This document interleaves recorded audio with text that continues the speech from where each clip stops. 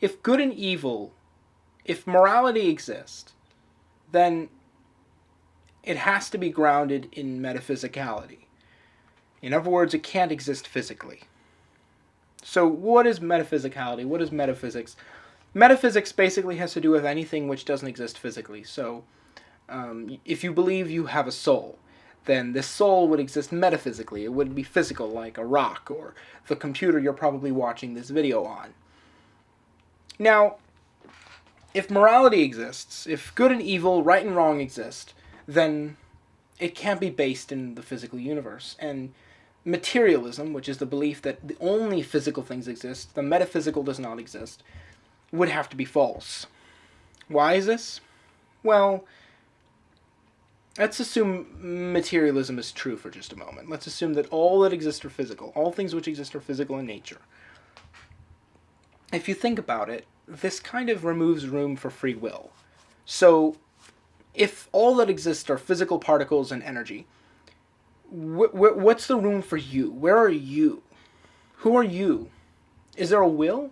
Can there possibly be a will which controls your arms, which fires certain neurons in the brain to control your body? Do you do this? I think you can make the case, if you allow for the existence of a soul, that that is actually what happens, that a brain is a reflection of the soul. And I personally believe this. But if materialism is true, then that doesn't exist. All that exists all you are a collection of particles. In fact, you could even make the case that you don't exist, just a series of particles in a certain shape, which happens to be called a you. But where is morality then? Well, if you don't make decisions, ideology called determinism is true. Determinism is the belief that nobody has free will.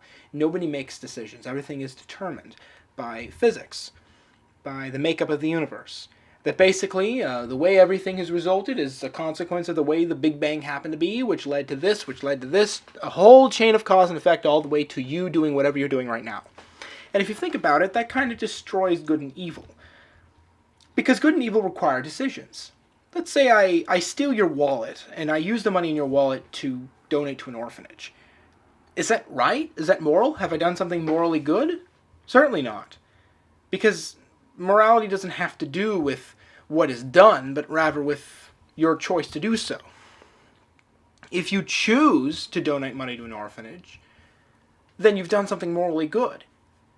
If it's not your decision, if the money falls out of your pocket and floats its way into the orphanage, that really isn't moral. You didn't do anything. So, in order for there to be right and wrong, you have to make decisions.